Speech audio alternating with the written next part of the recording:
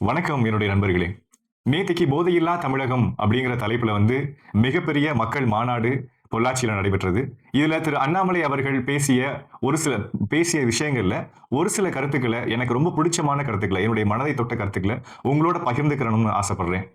முதல்ல அவர் தெளிவா சொன்ன ஒரு விஷயம், இந்த வி த லீடர்ஸ்ங்கிற அமைப்பு தன்னார்வலர்களால் பிணைக்கப்பட்ட அமைப்பு. தன்னார்வமா சேர்ந்தவங்களுடைய இயக்கமாக இது இருக்கிறது. யாரையும் கட்டாயப்படுத்தி சேர்க்கக்கூடாது. நம்ம சேவை செய்யணும் அப்படின்னு நினைக்கிறவங்க, மக்களுக்காக சேவை செய்யணும்னு நினைக்கிறவங்க, தானா முன்வந்து இணையணும். இந்த எண்ணமே எனக்கு ரொம்ப பிடிச்சிருந்தது. அதுக்கப்புறம் போதை ஒழிப்புக்கு காவல்துறை மட்டுமோ அல்லது அரசாங்கமோ அவங்களால அவங்க மட்டும் தான் செய்யணுங்கிறது கிடையாது. நம்ம ஒவ்வொருத்தரும் நம்மளுடைய குடும்பத்துல, நம்மளுடைய தெருவுல இருக்கிறவங்களுக்கு, நம்மளுடைய ஊர்ல இருக்கிறவங்களுக்கு விழிப்புணர்வு ஏற்படுத்தணும். அப்போதுதான் உண்மையான மாற்றம் வரும் அப்படிங்கிறது அவருடைய மிகப்பெரிய உன்னதமான ஒரு கருத்து. இன்னொரு முக்கியமான விஷயம், மதம், ஜாதி இதையெல்லாம் தனிப்பட்ட வாழ்க்கையில இருக்கட்டும். ஆனா சமூகத்துக்காக வேலையும் செய்யும்போது எல்லாரையும் சமமா பார்க்கணும் அப்படிங்கிறது தான் அவருடைய கருத்தா வலியுறுத்தினாரு. அதே மாதிரி அரசியலுக்கு நல்லவங்க வரணும். சாதாரணமான மக்களுக்கும் தலைமைங்கிற வாய்ப்பு கிடைக்கணும். கீழ் மட்டத்திலிருந்து நல்ல தலைவர்களை உருவாக்கணும் என்ற எண்ணத்தை பகிர்ந்தார். இது இது குடும்ப அரசியல் கிடையாது. திறமைக்கும் உழைப்புக்கும் மரியாதை மதிப்பும் கிடைக்கணும் என்கிறது தான் அந்த கருத்தினுடைய மையமா நான் உணர்றேன். இது எல்லாத்தையும் விட எனக்கு ரொம்ப என்னுடைய மனசை ரொம்ப தொட்ட விஷயம், இயக்கத்தினுடைய நோக்கமாக அண்ணன் சொன்னது மெய்யான சமூக நீதி, நிலையான வளர்ச்சி, வேளாண்மை எழுச்சி, பண்பாட்டு மீட்சி, ஆட்சியிலே புரட்சி. இந்த விஷயம் இந்த 5 வரிக்குள்ளார ஒரு மாநிலத்துடைய எதிர்கால பார்வையே இருக்குன்னு நான் உணர்றேன்.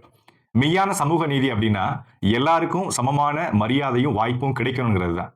நிலையான வளர்ச்சி அப்படிங்கிறதுனா இன்னைக்கு மட்டும் இல்ல, அடுத்த தலைமுறையையும் அந்த வளர்ச்சி சேரணும் அப்படிங்கிறது தான் அந்த கருத்தினுடைய நோக்கமா இருக்குது.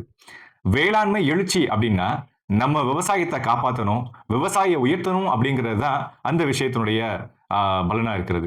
பண்பாட்டு மீட்சி அப்படின்னா நம்ம தமிழ் மொழி, நம்ம கலாச்சாரம், நம்ம பாரம்பரியத்தை பாதுகாக்கிறது, மீட்டெடுக்கிறது தான் நம்மளுடைய நோக்கமாக இருக்கணும்.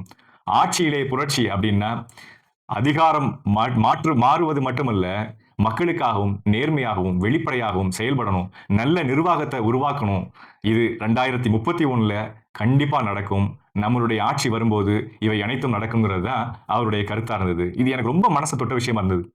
அதாவது எடுத்த உடனே ஒரு இயக்கத்துல, ஒரு முதல் மாநாட்டுல தன்னுடைய இயக்கத்தினுடைய நோக்கமா அண்ணன் அறிவிச்ச இந்த 5 விஷயங்களும் பொன்னான விஷயங்களா நம்ம எடுத்துக்கிறணும். இந்த கருத்துக்களோடு நீங்கள் முழுமையாக ஒத்து போறீங்களா? இல்லையா? இல்ல வேற ஏதாவது விஷயம் இருக்குதா? இப்படிப்பட்ட விஷயங்களை பற்றி மக்கள் மத்தியில பேசப்படுவது நல்ல மாற்றத்துக்கான தொடக்கம்ங்கிறது நான் நினைக்கிறேன். நீங்க என்ன நினைக்கிறீங்க? உங்களுக்கு பிடிச்ச கருத்துக்கள், அண்ணாமலை அண்ணன் நேத்து பேசின விஷயங்கள்ல உங்களுக்கு பிடிச்ச விஷயங்களை நீங்க கமெண்ட்ல சொல்லுங்க. நல்ல விஷயங்களை தொடர்ந்து பேசுவோம். நல்ல சமுதாயத்தை சேர்ந்து உருவாக்குவோம். நன்றி.